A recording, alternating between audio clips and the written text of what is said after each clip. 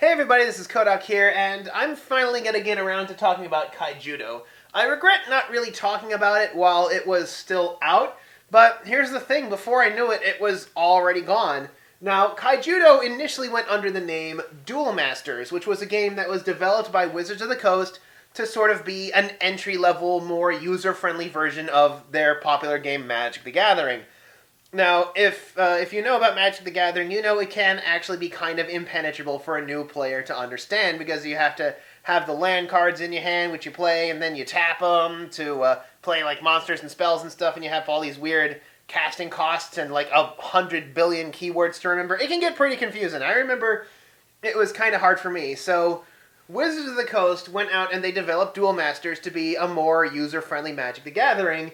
And that is really what drew it to me in the first place. I mean, I remember when they first released Duel Masters, they had these massive mall tours, the things that you can only dream of today, all this wonderful stuff that benefited from the bubble long before the economic crisis. Like, they'd like take over an entire mall. They'd have like these huge elaborate setups made out of stretched fabric and scaffolding. They had like a big area in the middle where you could learn how to play the game. They had some other things off to the side somewhere. They had like trading areas and like tournament areas and like this huge like tutorial with like a grandstand where they'd play like these huge size cards. It was really something.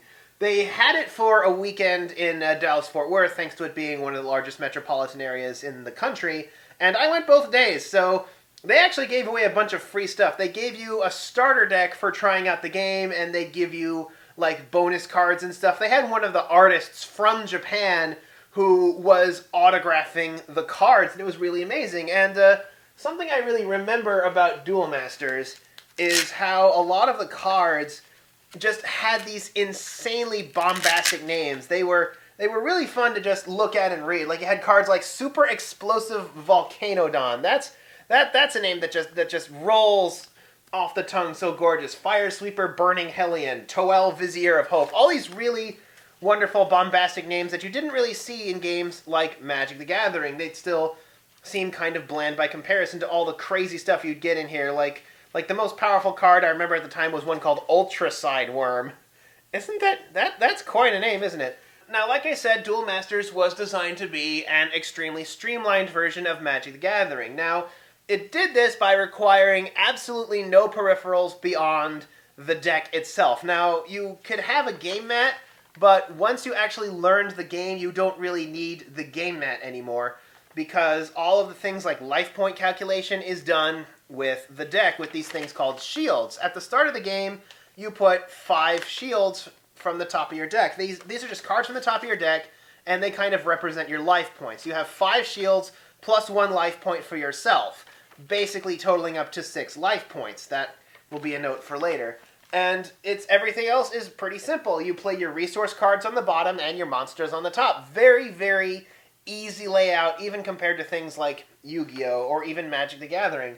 Now, another thing that Duel Masters did is it made it so that every card in your deck was a resource card. You could play a card upside down into your mana zone, and that counts as a resource of that color. They have like little reminder marks on the reverse sides of the card so that you know that this is a mana source, and it can be any card in your hand. So if you have a card that maybe you can't play or don't think you could use, you can drop it in your mana zone instead, and you're not having to wait for lands to come up. And monsters are also a lot easier to play, monsters and spells both, because while they have a mana cost, all you have to do is have 1 matching mana point in order to be able to play the monster or cast the spell.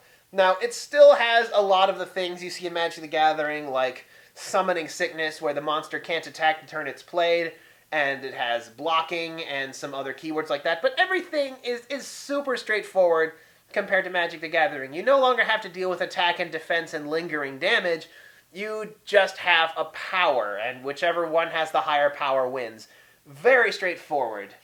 And the thing about the shield system that made it better than your typical life point system is, while this counts as your life points, each time you take damage, that card from the shield zone goes into your hand, meaning that each time you take damage, you basically draw a card.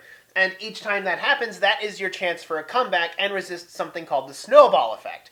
Now, the Snowball Effect is when one player is doing far better than the other player, and they can just keep beating down any of their efforts to come back while continuing to grow and improve. And the shield system helps rebel against that by giving the player who's taking damage card advantage and perhaps causing them to gain a shield trigger card. A shield trigger card is when it's destroyed as a spell, as a shield, you can immediately play it for free. So if your opponent's about to do this big final rush at you with a bunch of his monsters and the first shield he breaks is Holy Awe, that just ruined his day because now none of his other monsters can attack. So that's kind of the excitement of the shield system, is you might be taking a beating, but you just might happen to draw what you need to turn everything around. Now, a lot of games actually cribbed notes from Duel Masters, and, that's fine. Duel Masters, it's a very solid and easy-to-learn game, and that is perfectly fine. Like, Cardfight Vanguard copied the 6 hit points decided by card system, although they do it backwards by you taking the top card of your deck and putting it into the damage zone. But they did copy the highest power wins, with powers counted in thousands of points, and they also copied the trigger system. Wicross, which is the box for the other game I have here, copies the shield system whole cloth. No, literally, they added 2 more shields and call it your life cloth. It's kind of interesting, the impact that Duel Masters has had, although that is mostly on games that came out of Japan. Although the idea of playing any card in your hand from a resource as a resource is common in a lot of Western games as well, but it had a bigger impact in Japan, and that is because Duel Masters bombed in the United States. Now, Duel Masters is kind of that interesting game in that being sort of Magic light, it kind of fell into an odd area as far as games went, because older people think, well, if it looks like Magic and it smells like Magic, why aren't I just playing Magic? And for younger kids, they were kind of hankering for Yu-Gi-Oh! Type shows, and the Duel Masters shows did not scratch that itch at all. The Duel Masters show absolutely bombed. Now, Duel Masters has gone on insanely long in Japan. It is on its 12th season over there, and it's kind of one of those perennial animes like Pokemon over there. And, but it's kind of a really silly show. It's deliberately designed to look kind of outdated, and that really didn't work in the United States. Although, a fascinating thing about its progression is that the characters have been aging up in real time. So you could have this girl named Mimi who started the show as a 13-year-old girl with uncontrollable super strength, and in this latest season, which is, Duel Masters versus Victory Final or something crazy like that, she's a 27-year-old news anchor with uncontrollable super strength. So if you're one of those people who's tired of the fact that Ash Ketchum is 10 years old despite all this time, maybe Duel Masters will scratch your itch. But it got nowhere in the United States. That huge mall tour, that huge and very expensive mall tour with all those giveaways and all those crazy props and stuff, didn't really get Hasbro much progress, and they kind of had to fold it in the United States. But it's continued to see success in Japan, and it's influenced a lot of game design, which is something I really like. It's a really good system because I was kind of caught in that awkward space. I didn't really find anybody to play against because everyone is either playing Magic or Yu-Gi-Oh! Or perhaps Pokemon. But then, sometime later, Hasbro decided to try to bring Duel Masters back. And this is where we get Kaijudo. Now, Kaijudo is Japanese for Way of Godzilla. Or, not really. Kaiju technically means giant monster, but it also refers to a genre of films of which Godzilla is the most prominent figure. So, it is the ancient art of wielding giant monsters. Now, that sounds fun. And it's actually been a part of Duel Masters since the beginning in the form of something called the Kaijudo Code. Now, Kaijudo was made mainly because, like I said before, Duel Masters is like 12 seasons long. There would be way too much continuity to try to catch up on. Now, I can see that as a reason for making Kaijudo, but I don't really see it as an excuse for what we got, because I really was not a fan of the Kaijudo TV show. Now, the Kaijudo TV show, it was in development for a while, and I followed a lot of its development while Redakai was going on, and Kaijudo almost felt like one of those desperate attempts to respond to Redakai and its apparent imminent success. So that's kind of why I criticized it at the time, although I found my criticism to be rather apt. I mean, they start by sweeping over this grand vista, that sort of grand vista thing I liked better when it was called Wakfu, and I'm not even that big a fan of Wakfu. But the thing is, there's the main character whose name is Rei, spelled with a Y, so you can tell him apart from that other obnoxious Japanese character. Now, Rei is, he's a Mary Sue. A Mary Sue is basically a shorthand term for a poorly written character who's like super special and powerful and nothing bad ever happens to them. He is a subset of a Mary Sue called an Immunity Sue. Now, an Immunity Sue is a character who is basically immune from punishment. Now, here's the thing. Rei and his friends one day literally stumble onto the dojo of the ancient Kaijudo masters, the people who are experts of Kaijudo, and they are allowed to study Kaijudo under fairly flimsy circumstances, so they're told, one foul up and you're out of here, Buster. So, of course, Rei is told that he should not try to summon a monster that's too powerful for him to control. He disobeys them. He does not get punished. Rei is then later told that he should not touch the monsters he summons, especially the ones that are too powerful for him to control. For very good reason, he disobeys them. He's not punished. He's told that he should not summon monsters outside of the dojo. He disobeys them by summoning an evil ghost pirate to scare his friends. He does not get punished. Do you see where I'm going with this? Rei is not a terribly likable character because he has done nothing to deserve all of these extra dispensation that he's being given. Now, why am I supposed to care about Rei? Is it because some poorly written bullies slurred at him in episode 1? That didn't make me like Rei. It made me hate the show. So, not to mention, there's the main antagonist, the Choten. Get it? Is one letter away from the Chosen. Ooh, I am the Chosen one. But the thing is, the Kaijudo arts are supposed to be this big secret, which is why he's not allowed to use them outside of home. So, of course, the first thing these big secret keepers do, or at least the minion of the Choten does, is summon a monster in broad daylight to attack Rei's home. I cannot get over how incredibly stupid this show is. And the thing is, the first few episodes are kind of rushed because it's obviously structured to be like a movie where they try to get all the plot details in and have this epic climax and stuff like that, but it just feels really, really terrible. It's why I have a 3-strike rule. Anything that's like a 2-part opener or like a several-part movie like they have with Kaijudo or Max Steel, I kind of consider one episode because that's not indicative of how the show is really going to go because that's technically an extended pilot. But even after all that time, I couldn't get invested in any of the characters in here. I did not like a single one. I had no reason to care about the plot. I had no reason to understand why they were letting Rei get away with all of this obvious disobedience and stuff and not punish him for it. It's like, oh, it's because he's such a cool guy because the writers really love him and they gave him immunity. But let me tell you something. I saw a show, the pilot for a show called Jewel Pet Magical Change. It is a rather shameless Yokai Watch knockoff aimed at 6-year-old girls, even though Jewel Pet's actually been around for longer. They totally remade it into a Yokai Watch ripoff. And in the single first episode, 22 minutes, they not only introduced us to the characters, they also introduced their powers, they introduced the MacGuffin that drives the plot, they introduced the antagonist, they had a big scene where the antagonist tries to steal the MacGuffin that ended in a life-or-death battle on the rooftops, and they still had enough time left over to cram in a little 1-minute gag segment that was full of Matrix and Evangelion jokes. I found myself more invested in some characters from a chintzy little knockoff Yokai Watch show aimed at 6-year-old girls in 22 minutes than I did the entire first few episodes of Kaijudo. That's how bad the show really was. And like I said, it's kind of a dubious distinction that it was replaced by Blazing Team because it was guilty of a lot of the same things. It did not really have the spectacle, and it didn't have the good voice acting either. Like, I watched these promo reels that they put out before the show officially hit television, and the guy playing Tatsurian, who was the monster they pushed to be the big partner character of the show. They said, oh, he's going to be super character-driven and emotional.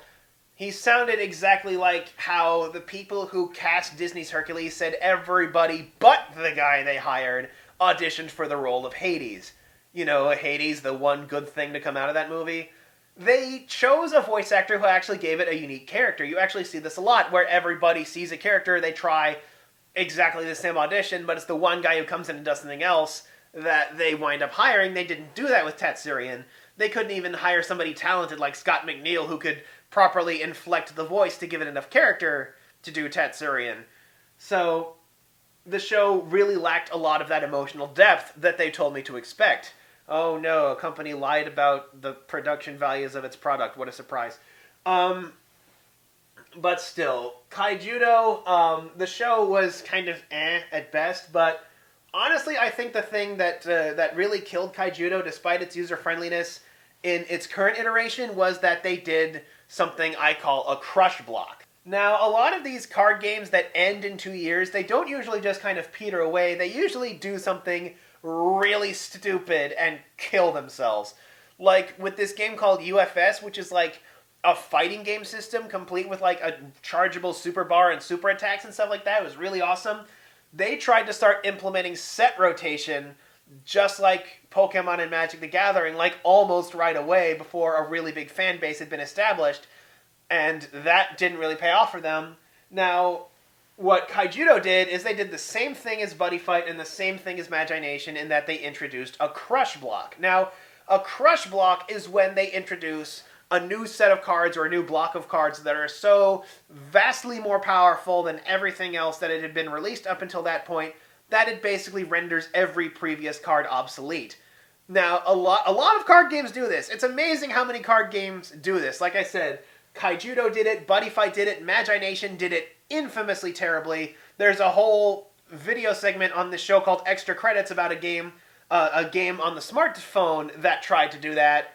And what the companies think they're doing is they're saying, ooh, if we put all these exciting and powerful new cards, everybody will buy lots and lots of cards to try to keep up. When what really happens is these people find that these collections that they've invested their time and money into getting are suddenly completely worthless and decide that this is their opportunity to exit the game. I know I left Buddy Fight after Darkness Dragon World came out because they basically rendered everything else put out in the game completely obsolete by having monsters that could ignore your defenses and attack you directly for a pretty decent amount of damage, or they had monsters that could attack 5 times a turn or something really stupid like that. Just all these crazy things that made all of the previous cards out, and it caused me and a bunch of other people, like everybody else who had been playing Buddy Fight, to just drop the game on the spot. Magi Nation, like I said before, did it infamously terribly by introducing a region called the Core. Now, the Core was sort of the bad guy region, and it had more powerful cards than normal, but with the restriction of not being able to cross over regions with other decks, so you couldn't make mixed decks. Well, guess what? Nobody was making mixed decks anyway. Everybody was running mono-type, so that proved to not be a disadvantage at all, and in fact, core cards were so overpowered that they had to have a separate tournament block for them. Kaijudo introduced Corruption. Now, Corruption is a unique identifier and keyword for the blue color. Now, if you know Magic the Gathering, or if you know card games in general, you know the significance of the color blue and how it has always been the traditionally most overpowered color. So, of course, they give blue a unique keyword that carries no baggage as far as cost goes, but has all sorts of wonderful synergy bonuses that are on cards that are either all pure blue or are blue plus another color. Meaning you basically pick the color to splash in, and you've made your Corruption deck that destroys everything that came before it. It can make... There are synergies that cause all of your corrupted cards to be unblockable. There are synergies that make it so that every time one of your corrupted cards attack, you get to draw a card from your deck. It was so ridiculously broken that it basically caused everybody else to throw away their cards in disgust. Because people invest in their collections. The problem with trying to render everyone's previous collections obsolete, either by rotating out everything or, introducing a crush block, totally destroys the value people have in their collections and makes them just give up. I mean, I know people say Yu-Gi-Oh! Puts out cards just long enough to ban them, but there are a bunch of old cards in Yu-Gi-Oh! That are still considered staples today. Every deck has a bunch of magic and trap cards that are still considered to be staples to this day. That can be ported forward. The card Switch from Pokemon has been tournament legal since the game began, and in fact still sees a lot of use because of its amazing utility. However, there is one thing that Kaijudo threw away that I was just shocked at. It was something about Duel Masters that I really, really liked, and that I never saw come up in Kaijudo either in word or in practice. And that is something called the Kaijudo Code. In this binder I got for subscribing to a special DMAX program, which gave me a Wizards of the Coast DCID, which is probably at least one digit smaller than yours. It had something called the Kaijudo Code, which you could try to say it's a way to live your life, but it is at the very least rules for good sportsmanship. The Kaijudo Code. I make no excuses. My actions are my voice. I have no enemies. My opponent is my teacher. I need no deceitful tricks. My character is my sword. I think not of quitting. My courage is my secret weapon. I know not of defeat. My experience becomes my strength. So it's a very nice kind of credo to have with a lot of experiences in general, but in card games it's absolutely appropriate. I make no excuses. I take responsibility for my actions, all of those sorts of things. I don't see people with hatred. I see them as an opportunity to learn. I show myself with honor by being a good and honest person. It's a lesson in etiquette, in how you should behave when you go and play a card game, when you interact with other people in general, especially in a competitive environment. And it inspired a lot of how I act today, especially when it comes to card games and stuff like that. Like, if I ever lose my cool, I feel bad about it. I apologize. I make up for it. That's the sort of thing you should do. You shouldn't just be a total buzzkill when you go to a competitive event or playing a game in general, because you're going there to interact with other people. And the fact that this never got repeated in Kaijudo, I actually found kind of distressing, because it showed these characters, everybody, good and bad, just being absolute pills to one another. And it made me wonder, where did this go? Where has this gone? If Kaijudo ever gets brought back, it needs to implement the Kaijudo Code. It could be, like how they have like the talk at the start of the Avatar, the Kaijudo Code, they just have to read it off at the start of the episode. And that would be perfect. Or Kaijudo, personally, what I would have done is they kind of treat the world of all the monsters as kind of this fun little backdrop that things occasionally happen in. Why not have it so that people get stuck in this world, totally immersed in it? Like, trapped for a long time, and their journey is to try to find a way out. I mean, yeah, that sounds a lot like the Dungeons and Dragons cartoon or the original Digimon, but you know what? Wizards of the Coast owns Dungeons and Dragons. They could totally copy that again. So, that's my talk on Kaijudo. It's, like I said, it's a it's a brilliant example of how to design a card game. If you're trying to design a card game, take a look at Duel Masters and see if it can help you streamline your game design, because this is a textbook example of how to do everything right except promotion. But otherwise, I love this game to death. It is one of my favorite games of all time. It is extremely user-friendly. It is extremely well-designed. It is incredibly appealing to look at. And, like I said, it continues to live on in Japan under the name Duel Masters.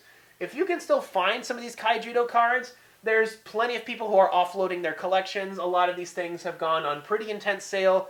You can get into the game and you can try it out. Maybe not to develop a competitive scene, but maybe just to see what trading card games are like, where they can go. It's a wonderful learning and development tool. I cannot express that enough. Even though I absolutely despise the television show, even though I hate the fact that they tried to push this Tetsurian character way too hard, I still love this game to pieces. I built myself a deck centered on the promo card Dorado Golden Dragon, where the idea is you get him into play by turn 4, And if you can get him into play and you're at full health, he becomes a 12,000 power triple breaker, which is pretty ridiculous. That means he breaks 3 shields instead of just 1 when he attacks. That is some pretty devastating stuff to deal with. There is, even with corruption, there is still a lot of potential to make decks and strategies that you can do with this game. So despite its utility, it still has amazing depth. It is such a good way to learn card games and such a good way to get into them that even though it's a dead game, or at least dead and buried in the United States, it is such a wonderful way to learn. So should I do more of these couch talks? These are kind of fun. They're kind of easy too. So until next time, this is Kohdok signing off.